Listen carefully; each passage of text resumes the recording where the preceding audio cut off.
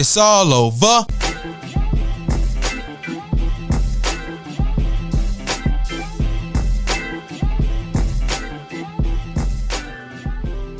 What's up with it, man? What's happening? What's cracking? What's popping?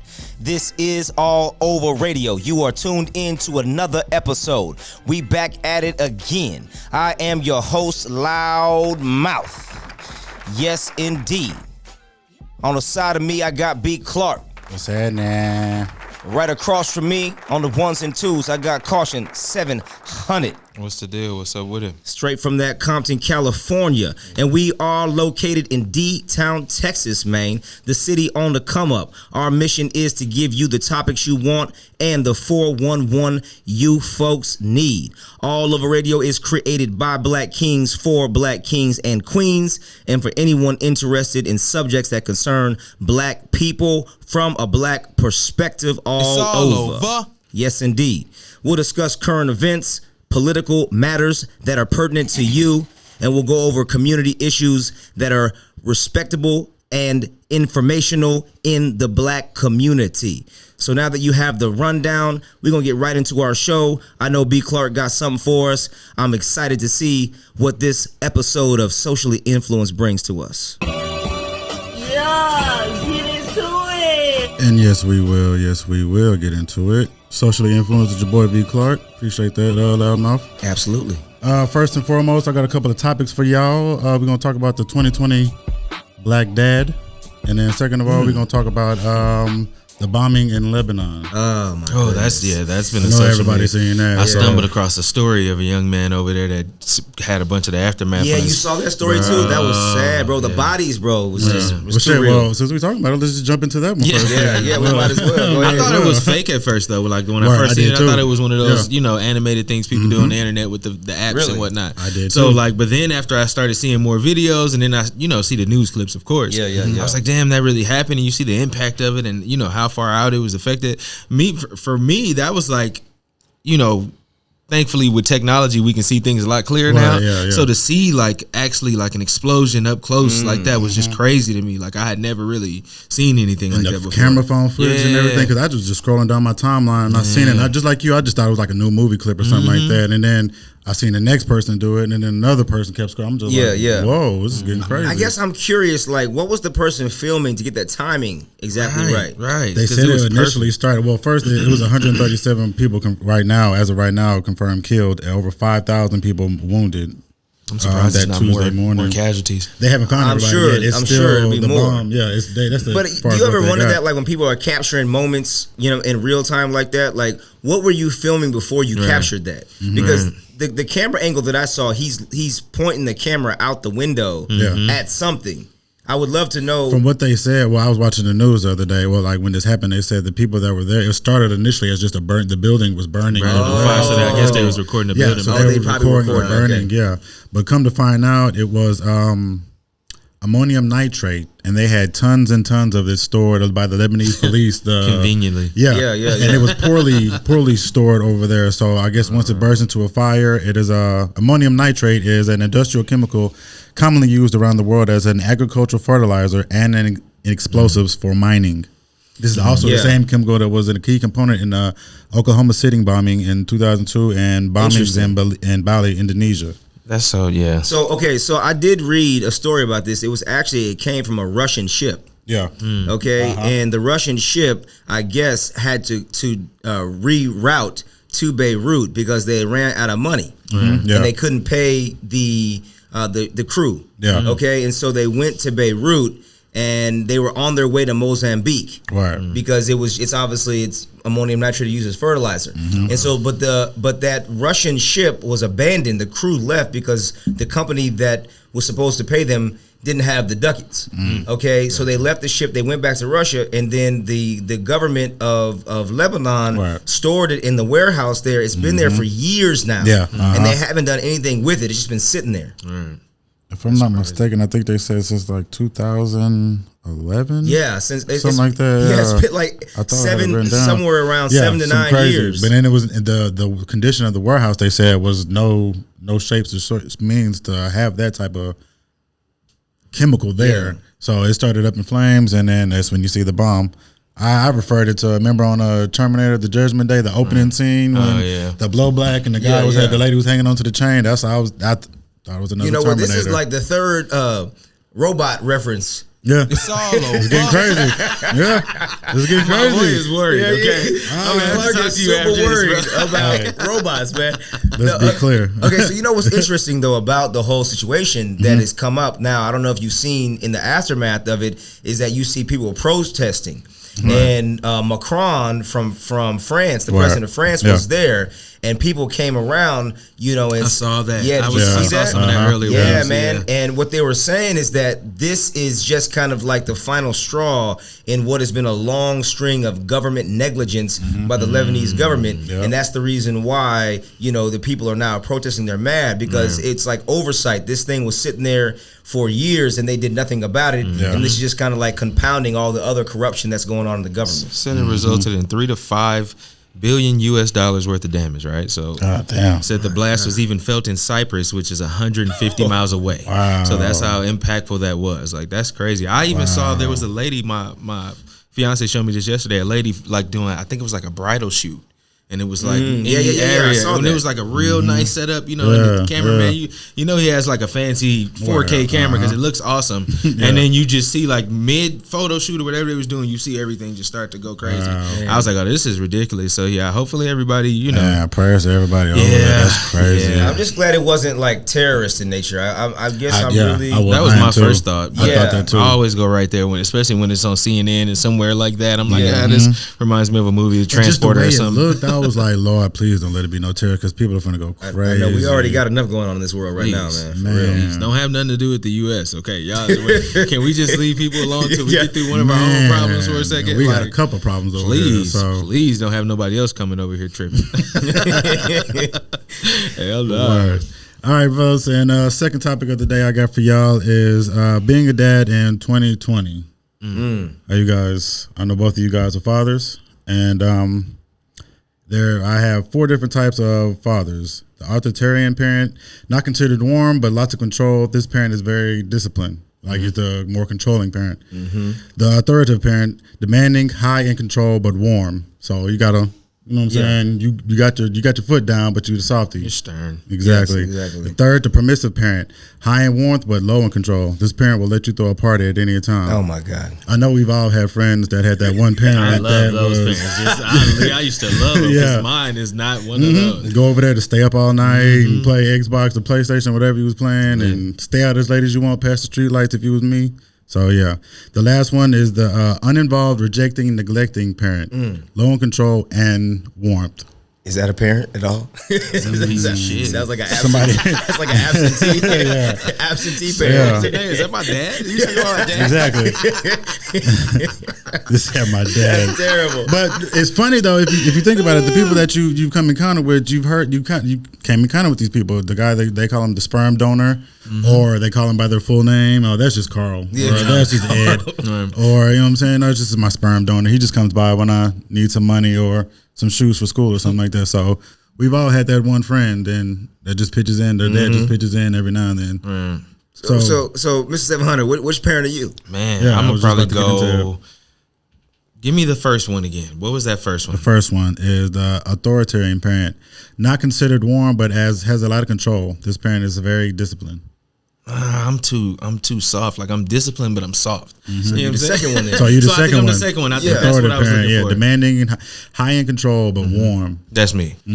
That's me. Yeah. That's definitely me for sure. Okay. Because I'm a goofball. I it's play hard around. not to be with your kids too. Yeah, but I give a lot of grace though. But I have an expectation that you're gonna be held accountable for the things that you're held accountable for. Right. So I think that's the best way to go. I mean, the third one is fun if you're visiting. Right. But all of my friends that had parents like that, they were on one. Yeah. You know what I'm saying? They were a little bit too loose with it. Right. Yes, I give you that. Yes. Yeah, those was the houses you used to go over when it was time to get turned up a little bit. Yeah. You know what I'm saying? You was gonna have fun on a Friday night. You go to the homie house. You know, his Mom, mom can I not stay the tripping. night at Rick house? Yeah. Yeah. How is quarantine impacting these parenting styles? Did you? I think that was a good question. I wasn't ready for that one. Yeah, no, Surprise, Heightens the anxiety. Yeah. Take all of those and multiply them by 10. Multiply by 20. Not 20. No, I got a question for y'all. Did y'all see this picture of this guy on the internet? He's with his daughter, and she has on like a black tutu and like a black shirt, but he has on the same thing. Oh, I did see that picture. Have y'all seen that? Yeah, No, I saw. I'm gonna show it to you. It's like a guy, and he got on like a Biggie Smalls t-shirt. She and got he a got Biggie on t-shirt. Right, on too, yeah. he got on like some basketball shorts and some J's. She got on the same thing, but they both have on a tutu. A tutu, a pink tutu, So yeah. I just saw like a post. Shout out to my cousin. He posted it, and it was like 400 and some comments, and it's just everybody in there like, what the hell? This is ridiculous. Calling the man gay, and I'm like, well, is that really a problem? Like, is that like an issue? Now, me personally, I couldn't do it. You know what I'm saying? Like, I couldn't put on a tutu for mine. Like, I don't really, Nah, bro, I'm not putting on a tutu. But I'm saying, like, is What that was he doing though? It was like They a were just photo walking shoot. down the street, or- It was like somebody took a picture of them together. I guess Okay. maybe it was like her birthday or something. Yeah. Oh, So I'm They just saying- caught him walking down the street or the sidewalk Oh, or I at see. the Okay, party or okay. something. Right, Okay, but I mean, yeah. it was a nice.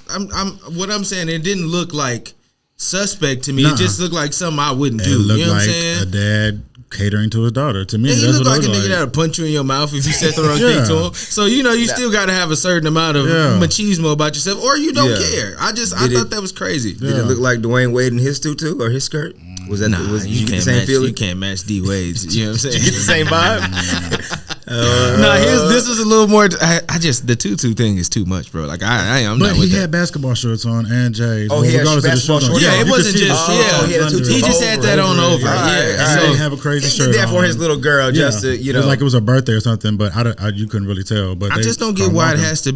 there has to be a certain style of parenting when it comes to men and little girls. I feel like if you okay with that type of thing, if it's your daughter, then you good there. Like that should be like that's like the civilian zone when it comes to snitching. You know what I'm saying? Like if you got girls, you should be able to have a certain amount of leeway. Like if you come to my crib and see my toes painted or something, one of my daughters caught me slipping. Or whatever the case may be. So like I feel like there should be a certain gray area we have with that. But I just thought it was interesting when I seen it and everybody's reaction to it. Like people lost their mind about it. Like man.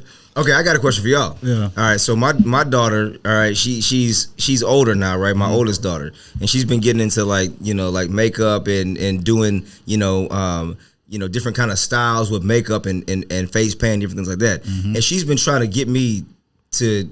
She wants to do my makeup, and I've been like a hard no, and eventually I told her, I said, okay, what's the purpose of it? Like, why do you want to do my makeup? Like, are you trying to make me look like a female? Because if you want to do my makeup and at least have me looking masculine, I'm cool with it. If you want to have me looking out here like looking all wild and crazy to put it on TikTok, I'm not down with it. No. So Why does she want to do you and not do your wife?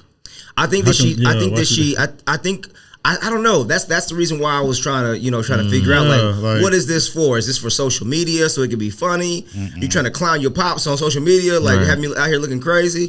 Like what's the deal? Like, what do y'all think about that? They just kind of know me. Like they don't really. My younger daughter, she'll ask if she can put makeup on herself and I can help her, but I'm always telling her like, Daddy don't do makeup, baby. Like I don't do makeup or nails. Even if I wanted to try with you, like I wouldn't know where to start. So let's not play that game because I don't even want to go there. Yeah. But my older ones though, and they 8 turning 9 this year. Like they ain't never really, Daddy, I want to paint your face. Like they just kind of, I guess they always know the vibe I give them. Like he's not going for that.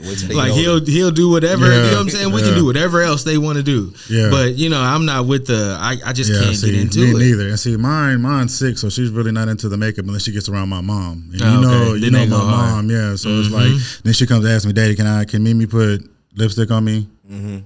All right, go ahead, cool. Yeah. But this never come, Daddy. Let's put lipstick on you, or let's paint your nails and that. Like, nah, I ain't got there yet. She got her mom, or she got my mom. Like that. Like, nah. Like you better go experiment on somebody else. Shout out to the moms, man. Okay, shout out to y'all for filling that void because I ain't got it. Like I'm just not built that way. I'm not like I just don't feel right. Like sitting here, like put some more blush on it. Like don't touch me with that. For real. My next question is for you guys: is how is your parenting style different from your dad's parenting style if he was in your life? Oh my goodness! I was gonna say, start with him. He gonna have a better answer to me. Well, first of all, you have to actually have a father in your life to be able to compare. So it's gonna be a different question directed at you. So, oh my God! Well, so I think I think it's similar.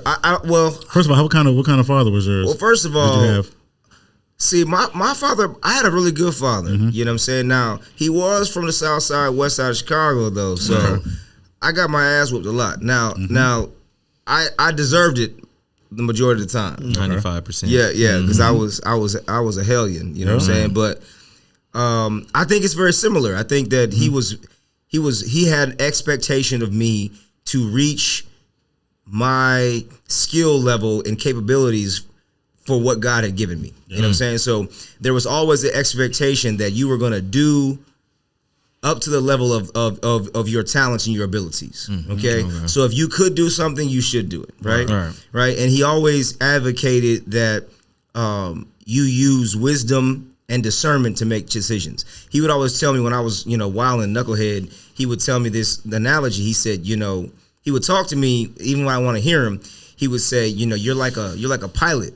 That's the plane is going down, and he would say, "Pull up, son, pull up."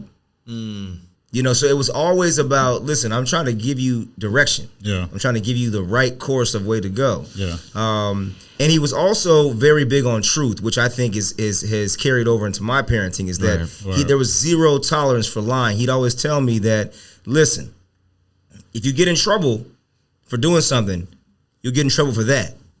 If you get in trouble for lying to me about it, you're going to really be in trouble. Right. You're going to add on to it. Absolutely. And so I always knew that, if I got myself caught up in something and he would come to me and ask me, I'd always just confess, I did it. Because I knew that the lie, the compounding lie was deeper to him than the actual, transgression that I committed. So for me, my father was really good, man. He's a very strong communicator. It was funny because he was like hood, but he was like reformed hood. You know what I'm saying? Like he was like hood south side, but reformed, educated. So it was like there'd be moments where it was like, oh yeah, he gonna whip my ass for real. Like I'm about to get it. But for the most part, man, you know what I'm saying, I had a really good father. So yeah. So for me, I had a great dad too. Like he was in the Navy and he knows martial arts, like third degree black belt. So he's an assassin. And that boy will pull a pistol on you quickly. He's ready. Shout out to Pop. If he pulls that hoe out, shout out to Pop. If he pulls that hoe out, he's ready. I've seen him live in action, like for real. Yeah, but because he was already disciplined at a young age. I wasn't ready. Like I didn't have that. I wasn't in the Navy. I didn't study martial arts. And anything about martial arts, their discipline and their ownership is very big. So for me, my parenting style is way different. I'm just out here kind of not winging it, but just kind of just picking up things from him or remembering things he told me or instilled, and just other parents I see dads doing it. But I mean, shit, my daughter loves the hell out of me, so I must be doing a great job. So.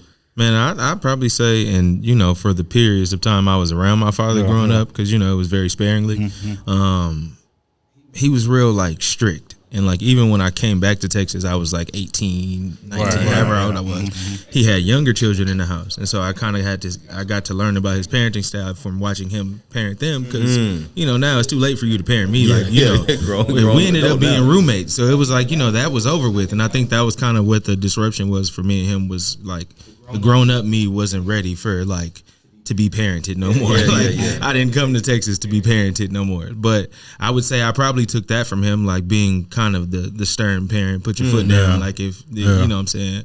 Because especially with my kids, man, they be all over the place, and they mothers will tell you they different people when I'm around. And it's not just because I'm there with a switch waiting for them to trip, but it's just they know what I tolerate and what I don't. And so I would probably say that's what I took from them the most. You know what I mean? Just kind of knowing when to draw that line of hey, I'm serious right now, but still being that guy, because me and my kids, bro, I'm all over the place with my kids. It don't matter what it is, what's going on. You invite me to Chuck E. Cheese, you invite me to a soccer game, I'm that dad that you are always gonna see. And that's probably the other thing I got from mine, is because being absent taught me what that felt like. So I never wanted my children to feel that. You know what I mean? So you learn principles from not having a father of what not to do. Exactly.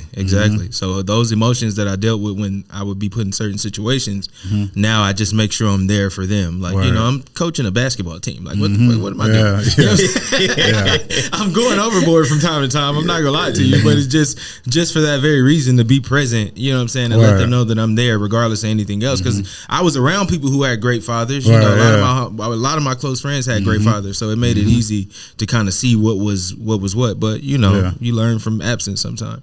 Let me ask you this though. Okay, so when you found out your dad had other kids, did it make you feel? How did it make you feel knowing that he couldn't be in your life, but is in their life? If that makes sense. I think maybe if I was younger, then it would have bothered me. Yeah. But like where I was in my life when I finally decided to, like, you know, kind of come out here and get to know him more, I didn't really care no more. Like, I was just like, listen, I got some shit going on. I'm trying to get away. Like whatever's going on in the ag in Arlington, Texas, like I'm coming, bro. Like, so if you got a spot for me, I'm coming. And so it just so happened that it worked out for me. You know what I mean? But I didn't really. It was like, man, at this point, that's kind of, it's a wash now. I can't be sitting around on them emotions no more because you kill yourself like that. So yeah. Last questions I got for y'all. This is gonna be 2 quick ones. Do you wish you knew before becoming a dad? And what is the difference between, or is there a difference between father and dad? What do I wish I knew before becoming a dad? I don't. For me, that first question. I mean, I think I was well prepared. I mean, even I took developmental psychology in college, so I had a very firm understanding of childhood development. I read, you know, thought leaders like Maria Montessori and Piaget and Erik Erikson. So I knew a lot about, you know, the mind of a child, and I had good parents. My father has a master in human behavior. So for me, I felt prepared to be a father. The second one though is, say the second question again though. Is there a difference, or what is the difference father between and dad? Father and the term father and dad? To me, to me, father is formal. I mean, I think dad is kind of fun. That's what my kids call me. Yeah, it's like, you know, but father to me is a vision of esteem. Right. You know what I'm saying? In authority, it speaks in a different way. I think, you know. So I think that's the difference. Like, dad is probably that nurturing side, is that loving side, is that, you know, fun embracing side, whereas the one they can connect to. Yeah, exactly. Whereas father is who you come to for wisdom and guidance and truth and insight, you know, on your life. And father is gonna always be there. Dad kind of fades as the kids get older into adulthood, but your father will always be there. I'd probably say the one thing I wish that I knew before was the expectation that it would be, that I would enjoy it as much as I do.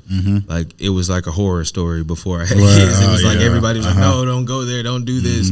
It's the worst. And it turned out to be something completely different. But I agree with you on the dad thing, just the formula, you know, whether it's formal or informal. But that's probably what I'd say I wish I knew. I wish I knew how fun it was going to be. Like, and I always tell people, like, I wasn't really hyped on the baby stage. I know a lot of people love the baby stage, but I mean, if you knew me, I was always like, I can't wait till my girl get to where she can talk and she can walk, instead of just trying to figure out what's going on. Like, are you hungry? No, I got to go to the bathroom. Cool, we'll go. Instead of all this crying and stuff like that. Nah, what's wrong? I didn't try to feed you. You ain't hungry. You ain't wet your diaper. You good. You just in here crying just to be crying. Nah, so I mean, I feel that. Other than that, but I agree with y'all. I just think it's just a formal thing, like point blank period, and just dad is just walking around every day just shooting. You know, I don't know anybody that calls their dad father. Hey, no, father. That's when you get older and you're introducing me to somebody for the first time. This is my father. This is my father. There you go. But even now, though, with the times, it's more or less, this is my dad. This is my dad, or my pops, or something like that. And it's just, I'm open. I'm not strict on, just don't call me by my name. That'll get you punched in the stomach. Bringing that old school black parenting back. But your gut. Man, well, that is it. That's all I have for you guys today for Socially Influenced. Well, thank you, sir. Thank you, Mr. Clark. Hey. And now I'm going to shoot it to my boy Loudmouth with Politics as Usual. Today in American politics, we are going to discuss the controversy around TikTok, gentlemen. Yeah, there's a lot going on with TikTok. Is TikTok's time up in America? TikTok time. Is President Trump gonna ban the platform? And are black people being shadow banned on TikTok? Are they being silenced on the platform? But let's first talk about what's going on with TikTok, man, in the Trump administration. Have you guys heard about this? What's happening here with this platform? Okay. I don't know if y'all are on TikTok. You know, obviously TikTok is a big hit around my house because I got a teenager in the crib and a spouse, and the both of them are like hamming it up on TikTok on a regular basis. So I hear a lot of TikTok stuff. And then obviously recently in the news, Trump, what's his name? Trumpito, he threatened, to ban TikTok outright. Do you guys understand why though? Yeah, I mean, once I saw what happened at the rally that he had in Oklahoma and the way they kind of juiced him out of all this big the way that they went about that, and the kind of underlying fact even with that was that there was a lot of influence outside of the U.S. even with them doing that because of the function in which they ran it through, because it's a whole different channel with TikTok that we don't even see on our side. I kind of figured he was serious about it when that happened because they really pulled one over on him with that. So I knew it was coming. Well, here's the thing. The reason why, so the Trump administration wants to ban TikTok, but there are a lot of organizations that have disallowed their employees from using TikTok. Wells Fargo, even the Joe Biden campaign is not allowing their staffers to use TikTok because it is owned by a Chinese company called ByteDance. Okay, so I don't know how much y'all know about this, but it's really interesting because there are a lot of differences between the U.S. and China. We talk about these big terms like communism and capitalism, right? But China has laws that the Chinese Communist Party has put into place that allows them access to any Chinese company's data and information. And so under the cybersecurity law, the Chinese government has the right to obtain any personal information from any entity within their purview, essentially, right? So they can if they deem it that it has an impact on Chinese national security, the Chinese government can access that data. So that's really what the U.S. is concerned about: is will this company take all of the data they're gathering from Americans' activities, behaviors, and to be able to learn from them, to be able to push propaganda or to access information about American citizens. Do y'all think that that's a credible threat, or do you think it's just kind of like hot air? No, I think it's real. Yeah. He gave him until September 15th. An American company, he said, to buy TikTok or he's going to ban it. Microsoft, actually. Microsoft, yeah. He's gonna ban it. But here's the thing though, like he can't really outright ban it though. Right? So it's really difficult because we're not the Communist Party of China. Like this is a capitalist society, right? So removing TikTok from the Apple and Google smartphone app stores, he'd be able to prevent downloads, but it wouldn't affect the millions of users using TikTok in the U.S. One alternative would be to block communication between TikTok servers and U.S. users at the network level. Okay, so this is the same method that Chinese government uses to block popular platforms like Facebook and Google. Because in China, you cannot use Facebook and Google. In China, they are not having any of it, and they call it their Great Firewall of internet censorship, right? So people that are against the Trump administration doing this are saying you're just employing, similar tactics as China to push out, right?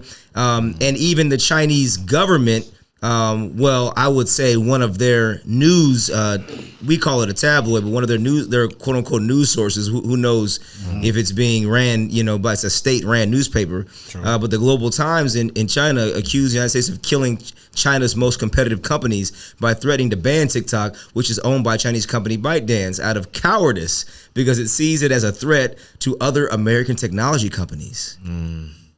Okay, so now that's interesting, right? Because there's always a bit of truth, like my boy 700 says in certain things, right? When you look at it, we even talk about this, even the shadow banning, right? And we'll talk about that here in a second with black content creators. When you look at who owns all of the most popular platforms, Facebook owns Instagram, right? Okay, and also Facebook owns WhatsApp. TikTok has now kind of penetrated the American market.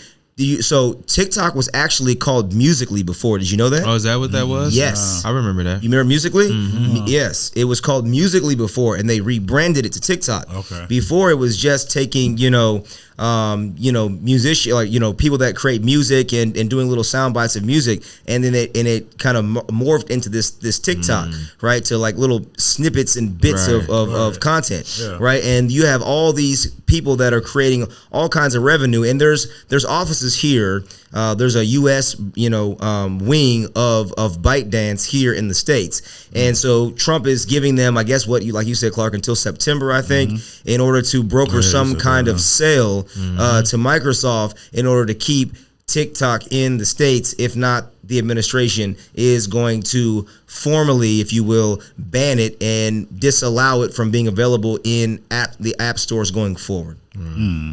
That's crazy. So are they gonna, if they do happen to buy it, are they gonna repackage it to something else just to make it the U.S. version of it, or is it gonna? No, I think really what it's about is the data, right? Yeah. Because again, according to that cybersecurity law, the Chinese government understands that foreign companies and individuals will be reluctant to simply turn over their information to the Chinese government when asked. Yeah, For that reason, the Chinese Cybersecurity Bureau does not plan to politely make a formal request. So they want to be able to just take the information. So what Trump administration is saying is that if an American company owns it, then they're under American laws. I got you. You see what I'm saying? Yeah. So you can't just use the information. The Chinese government can no longer access that information. But I think that it's interesting because when you have companies like Wells Fargo and a Democratic campaign, the Biden campaign, saying that they are disallowing TikTok, and I know there's a lot of people that think that Biden is just like a closet Republican, but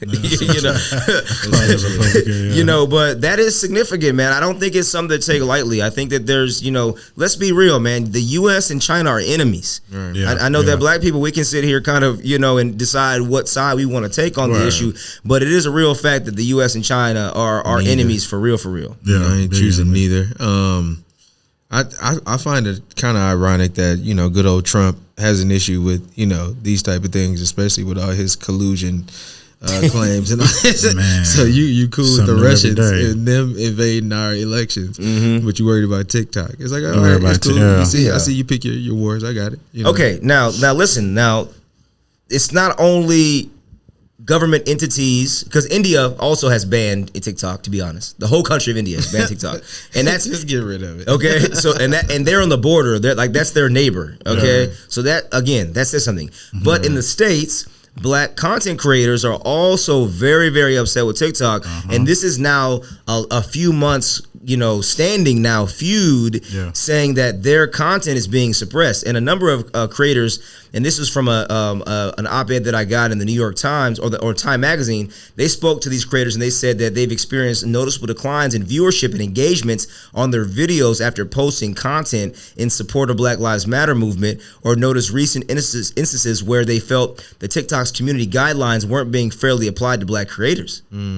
Okay, and you see in this same article that I read, you see them putting kind of side to side. For example, there was a reference to a creator, a black content creator who had, I don't know, upwards of 800 or 100,000 followers. And she was averaging hundreds of thousands of views on her content. As soon as she started posting Black Lives Matter content, it was like no one was seeing her content. Her followers weren't even seeing it in their feeds at all. Okay? And when asked to address the claims of source in the story, one of the people that works at TikTok, the director of the creator community of TikTok of US, they told the Times that unequivocally they don't engage in shadow banning, okay, which is an umbrella term under which these types of discrimination claims often fall. So I think that the shadow banning thing is not just unique to TikTok. There's been a lot of, even 50 Cent claimed IG was shadow banning him. I believe it. Okay, and what do y'all think about black content creators though being suppressed on TikTok's platform? I mean, and be real about it. Oh man, it's just another one of those ways, boy, where if they want to silence you or keep you hidden or keep you in the closet, they'll find a way to do it. No matter where we go, no matter where we go, they do the same thing on Facebook.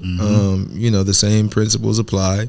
If certain individuals are allowed to say certain things to you, but if you retort and say something back of the same nature, you can get put in what they call Facebook jail. Facebook so jail, it applies. Twitter I've jail, seen them say crazy stuff to black Instagram people, jail, but the minute you say something back, they'll throw you right in there. So it just falls in line with the rest of that, man. That's kind of disturbing, considering the amount of African American creators that use TikTok, that platform in general. So it's kind of disturbing, but I don't deal with it at all. Like my daughter's into it, but I'm not really into it. It goes deeper. Have y'all heard of alt black TikTok? No. Okay. Say it again. Alt black TikTok. So there is a whole other aspect of TikTok that those that want to consume black TikTok creators have coined it alt black TikTok. Okay. Like Black Twitter? Yeah, essentially, right? Because they can't get any recognition on the platform, right? So do you remember the Renegade dance that was super popular? Yeah. Okay, well, that was popularized by white content creators, apparently, right? And Charlie D'Amelio is a super popular young, girl. I think she's probably about 19 years old, maybe, or something like that, around that. I'm not sure. I don't follow her content. But she's a part of this dance company or content company called Hype House. And it's been rumored that Hype House actually has like content scouts, they say, or content thieves that go through TikTok looking for popular trends and then snatching them up and then using them, put them on their platforms, and they'll get millions of views and they're monetizing. I mean, these kids are rich, man. Charlie D'Amelio is super famous now. I think on her IG I looked and she's got like 28 million followers. Whereas the young lady who created the Renegade dance, Jalea Harmon, got no recognition until people actually spoke out and said, hey, she did not create that dance. But the Charlie D'Amelio and the other chick that I forgot, two other chicks that she's with, they were on like Super Bowl, what I'm saying, performing this dance that this young lady created, man. And so what the black content creators saying, exactly, right? So it's about the algorithm, right, that suppresses certain types of content. But then there's also just a cultural thing where we see it again, where there's, culture vultures, if you will. I know that name probably is very controversial, but we have controversials all across, black artistic expression. And now it seems to have seeped its way into the TikTok platform. I just wonder will there ever be a time. I know we had Black Planet, that was, that was very interesting and kind of upsetting that went away because just imagine what that could have been with the advancement in technology. And if it would have got to a level of like Facebook, you see what I'm saying? Even at the lowest end. So I just always wonder, will there ever be a time where we have something like that for us to where it's not even tied in with anything else? But the problem is a lot of us won't follow it because it's made by us, so we're so skeptical before we get into anything. But I just wonder, one of these days we're gonna have to get to that point because this type of shit is gonna continue to happen no matter where we go. Exactly, like that you say that and that is a critique amongst our people. It's like we wait till something pops to be on it. Right. It's like, no, man, we got to stop doing that. I mean, we've tried. I mean, Revolt TV is dope. Revolt TV is much better than MTV and VH1. It kills it. It kills both of them. It kills as far the as game. the content, Exactly. the individuals they have working on those sets and the shows that they curate. Yeah, I agree. But I see zero black people talking about Revolt TV. Right. And that is a shame. I remember I posted it one day. I was talking about it. I posted it on Facebook, and people was asking me like, "Hey, what channel is that? Like, what channel is that on AT&T?" I'm like, y'all ain't never seen this? Like, the only black channel that's really out there still for us. Like, come on, man. And they still play music videos. Right, they do. Right, they do. They are still which big I upping. appreciate. Absolutely, man. And Tidal kind of messed themselves because they kind of priced themselves out of the game. I feel like they're, now again though, they're pricing those that are consuming the content so they can pay the creators. Because they do produce a lot of content other than just music. So I give them that.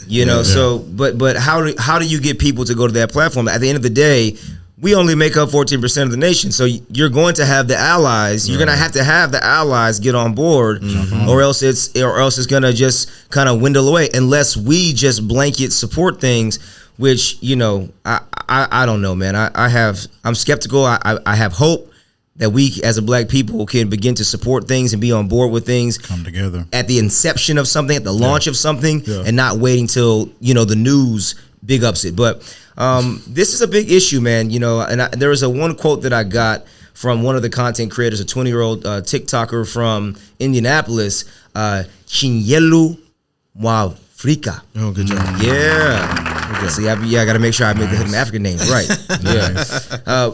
But he said when someone says something and they have a clear pattern of behavior that shows that something else might be the case, then you can't ignore it. Okay, and you know, TikTok as an app is not friendly to black creators, whether that's because of the way that it's programmed or because of the way that users interact and engage with content. It's not an app that you see a lot of black creators getting hugely successful on. And that's what he said, and I think I have to agree with it, man. But you know, as a people within a nation, these are issues that we need to continue to raise, and the only way that we're going to solve it is if we collectively solve these issues in dialogue and discussion like this. So if you have something to say on the matter, leave your comments. Yes, let us know what your thoughts are. We would love to hear your perspective on TikTok in general as a platform, and content creators of African origin that are being quote unquote shadow banned, or their content's being throttled. It's all over. Can I get a question? Yeah, absolutely. Yeah. So how do y'all feel about the content that y'all put on y'all social media pages? Speaking of TikTok, like, do you like to put a bunch of pictures of your kids and your wives and your mothers and your aunts and stuff like that, just pretty much showing everybody everything? I used to, or do y'all? I've segregated it. So my Facebook is kind of personal to me. So like my personal Facebook page, I'll put that kind of stuff up because I got relatives and family that ain't seen my family in however long. So that's cool for that. Instagram is strictly business. Like I don't post nothing on there that ain't got nothing to do with what I'm out here pushing, period. Like so, you know, not even personal birthday parties. I don't do none of that. So I try to keep it that way for that reason. You know, even on the business page on my Facebook, I don't put anything personal on there either. Yeah. Like I just try to keep those. You know, I've had situations and, you know, I try to keep them separate now. Situations have arisen. Right. Yeah. What about you, Bubba? I mean, you know, for me, as you know, I don't really like social media. Right. I use it, you know, for the purpose of business, you know, like my brother says. And occasionally I will go on there and feel, you know, the desire to post something personal in nature. Yeah. But it's not something that I'm looking to do, you know, as a kind of like a first thought. You know, it's kind of an afterthought for me personally, because I just don't find that it edifies me. You know, I don't find the types of connections that I'm looking for to be on Facebook. Every now and then you can have a good conversation. Instagram back in the gap when it first came out was really, really dope from my perspective, because of the fact that it was for the purpose of artistic expression. Yes. Okay, visually creative expression, and IG was actually made for people that were you know, visionary and or photograph enthusiasts, right? It was giving them filters and different types of functions to be able to take professional type photography without being a professional photographer with a professional camera, right? So that's what IG started as. But then IG obviously morphed into something else when it was acquired by Facebook. And whether or not, you know, you can say what you want, you know. The initial form of Instagram was probably my favorite social media. I mean, I was real big on the early phases of Twitter as well, but I would probably say Instagram was probably more. It was more so what I was into. Like after a while, I get tired of whatever you got to say in 140 characters. We can move along. You know what I mean? Like I get tired of seeing. Sometimes I just want to see things through the premise of another person's eyes. So Instagram caught me with that at first, but then like you said, after the Facebook thing, it was like whatever. It's the same shit. Should it be a limit to what you can put on there? Like, well, this is a personal question for me because I hate seeing people 5 minutes posting a picture of them, another 2 minutes posting a picture of their sister, 3 minutes they posted a picture of what they ate. It's another 5 minutes. It's like every 2 minutes you posting a picture of something that you didn't ate, and then it'd be the skimpiest meals. It's like a 1 chicken tender and like 4 pieces of corn and a piece of broccoli, like dinner serve, or bagel before the night. Like bullshit. Like I think you should be able to post one relevant picture like an hour and be. It also depends on who your audience is. Yeah, it does. It does, and it also, you know, like use the tools that they give you. You know, if you see content you don't like, just go to it, click on it, and say, I'm an advocate for the unfollow button. Yeah, everybody's like, oh, I'm gonna unfriend you. Like, no, don't unfriend them. You don't have to. Just unfollow or say, I don't like this content, and then the algorithm retrains it and it starts showing you other people's stuff. So you can utilize that. Absolutely. And so, but you know, like I said, lastly I'll say it's just, as black people, for us, you know, where is our place in the creation of content platforms for creators, right? And how can we create unique environments where we can create content? You mentioned Black Planet, and I think that's good. at some point in time, we're going to have to figure out this whole creative content space and figure out how to have more ownership. But that's my take on it. Yeah, it's imperative that we do. Otherwise, we're going to continue to be silenced by individuals who could care less about the messages that we push, regardless of how we form it or shape it, or whether we put it in 60-second format or we give it to you in 3 minutes on Facebook, or whether it's Vine, or what I'm saying. We've always kind of gotten to the top of these different platforms, and they find a way to chop us down. So, like you say, I definitely want to invite everybody to join the conversation with this. Tell us what you think about it. I'm sure you all have seen these things as well.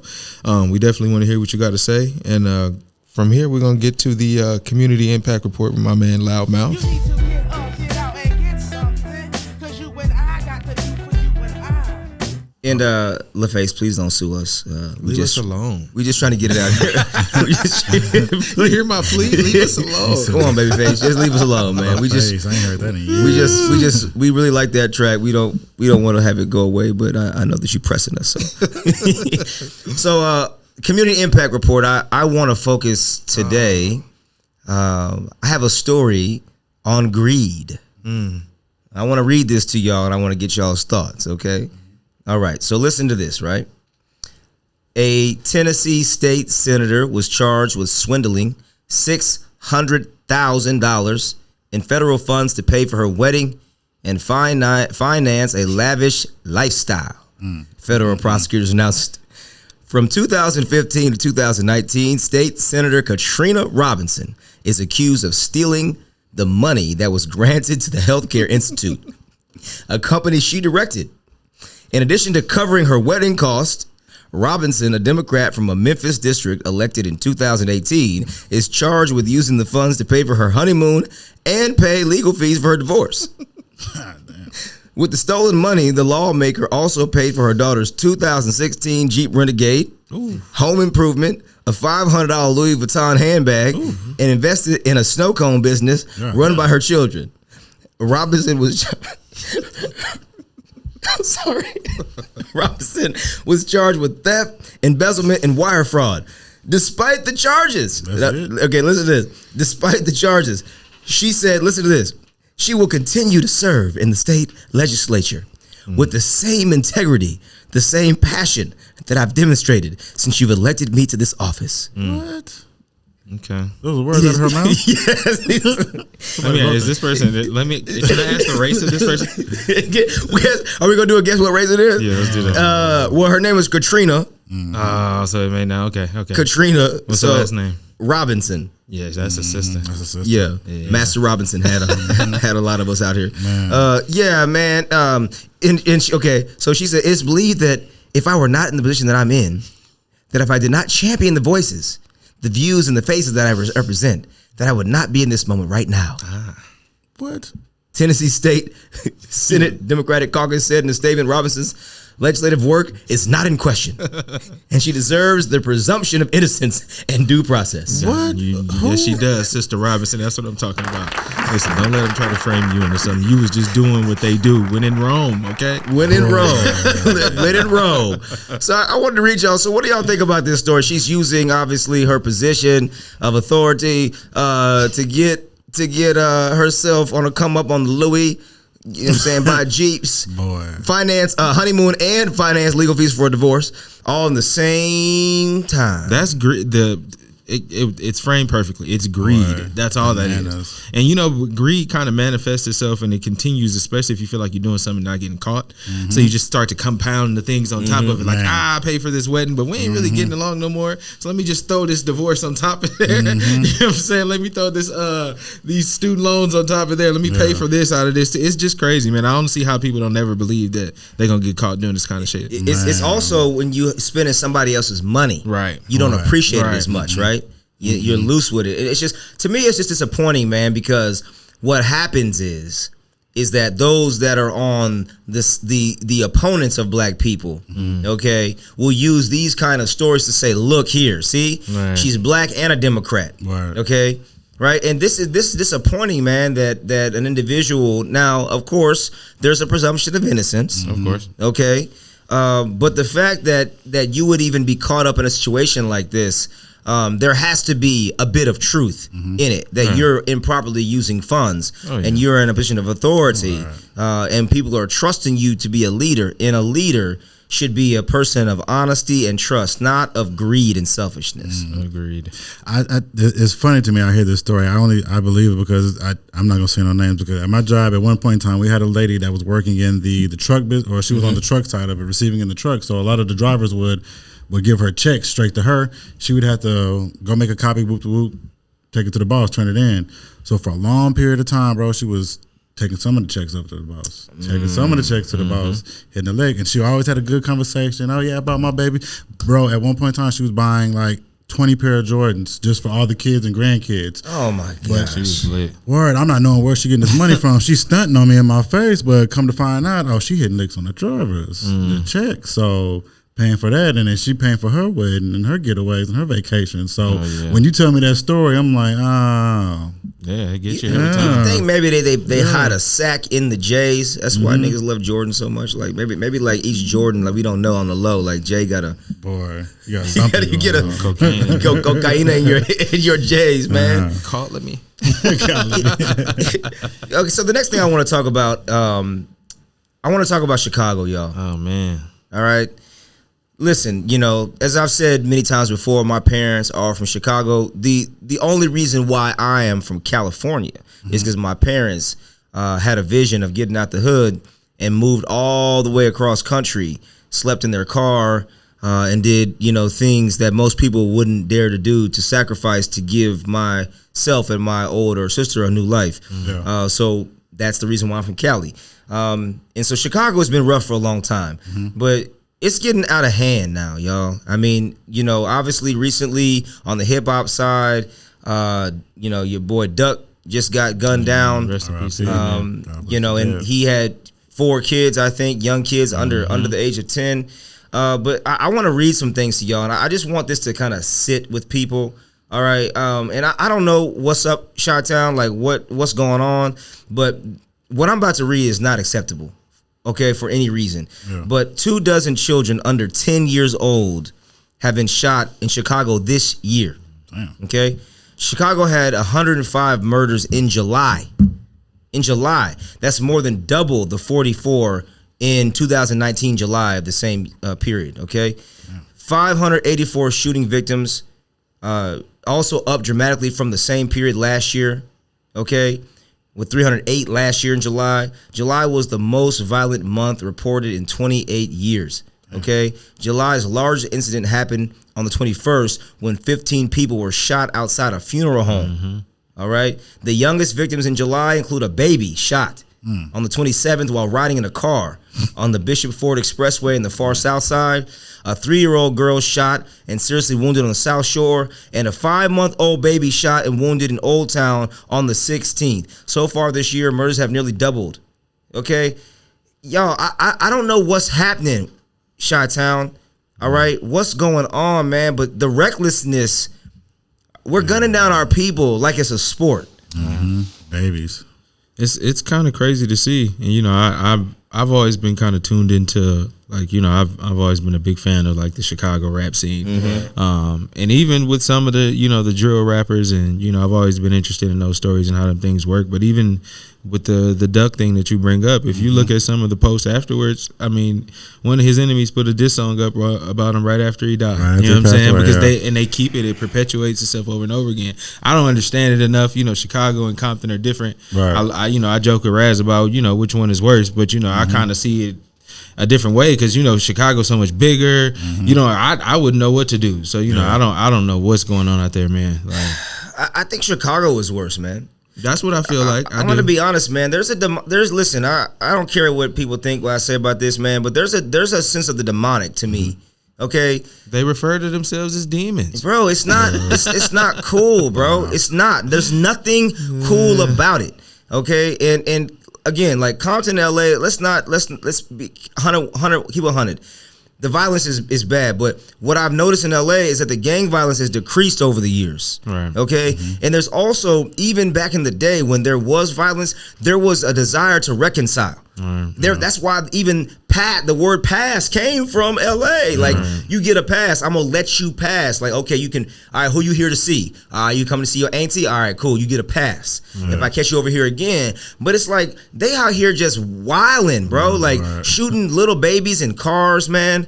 You know what I'm saying? Like, there's no reason for our people to be killing each other at the rate that we're killing each other in Chicago, man. And once again, it gives people who don't want to support Black Lives Matter fuel to accuse us of saying, well, why don't you say anything about Chicago? Well, guess what? Primary retort. We saying something right now about it. You know what I'm saying? And the black on black crime thing is kind of oversaturated, Absolutely. as far as when these discussions come up. But you can't help but look at these numbers and just kind of have to wonder what's the answer to this there. Like, what is it going to take to come to a resolution? Is this just strictly a gang thing, or are we just on how many bodies you can pile up? Is that what's important now? You know what I mean? Like, what's really the issue? It's gonna take a lot for somebody to get down to the deep rooted issue of it all, because even talking to somebody from Chicago that was here recently, it's affecting their music scene, their independent creator scene. They can't do things like they normally would do, on top of the COVID, having to deal with worrying about if you're gonna get your head taken off. You know what I mean? Like, they've had to adjust to everything they're doing, and it just sucks that you got to live your life that way. War zone. It's self-genocide, man. Right. And listen, man, the question I have is, what are we doing? What are we living for? Gang affiliations? Set affiliations? For what purpose? For what gain? Have we lost sight of our divine calling? Do we not know that we are kings? Do we not value and honor our own seed? How can we kill without remorse? Destroy without conscience? If we as black people want to progress as a people, we have to also agree on community standards. And thou shalt not kill should be reinstated as one of our community standards. Real talk. Yes, sir. Real talk. And that's all I have to say on the matter. We all finished or y'all done? But yeah, we done, Birdman. You know what I'm saying? This is All Over Radio. We thank you for tuning in with us. It's all over. We try to hit you with the topics that you want and that you need.